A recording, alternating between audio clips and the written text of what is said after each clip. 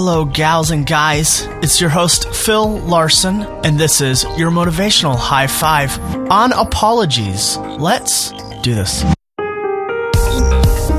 Welcome back to the show. Thanks for joining me this week. Your Motivational High Five is a short show where we try to get a motivational high in 5 minutes. And it's pretty simple, really. We take a look at life. And I always am getting emails, and I want to hear what this show has meant to you. And maybe how we can work together and create something awesome.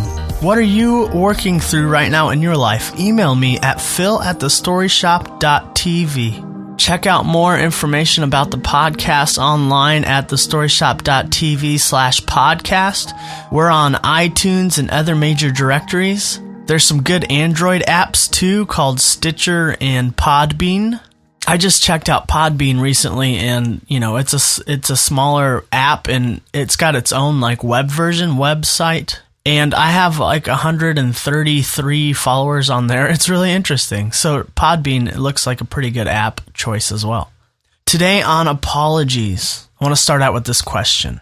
When was the last time you apologized? Has it been a long time? Because if it has, then maybe issues of pride exist.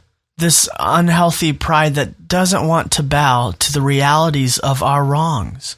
We put on a hard outer shell as a coping mechanism to avoid the uncomfortable, soft feelings of our inner selves.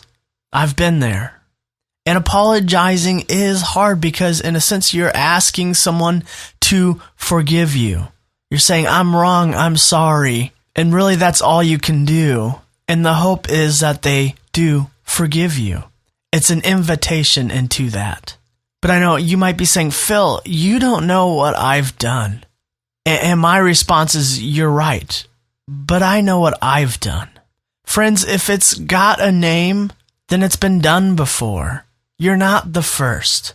Whatever bad thing you've done, it's okay. You're okay. Maybe before you apologize, you need to forgive yourself. And maybe it's that forgiveness of self that propels you into that apology. Or maybe it's the other way around. Maybe it's apologizing allows you more room to forgive yourself. But either way, make a choice, make a decision to move forward in one of those areas. And maybe you're saying, but Phil, you don't know what they've done to make me do what I've done. And the reality is you can only change you. Apologizing invites them into doing the same.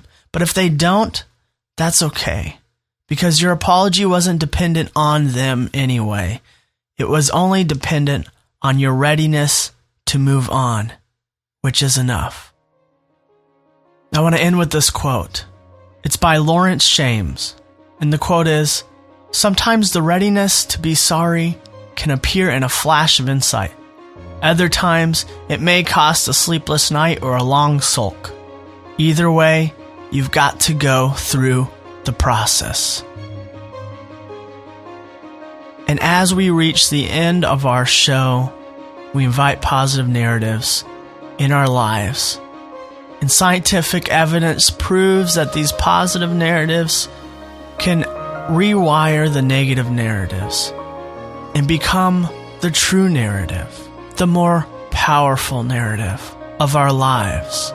And the way we do that is to look at a reflection of ourselves today. At some point, get out of your comfort zone and maybe do something a little different by staring into the mirror, not to address something of the outward appearance, but by addressing something inward.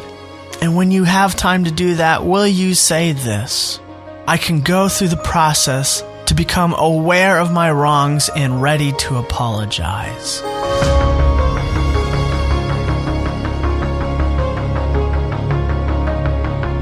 Shame and guilt and pride begin to fall away when we choose to move forward and make action. Make action for ourselves by forgiving ourselves. Make action to others by saying sorry. And me talking at you is not enough. Now it's up to you. These movements towards health, they start with you.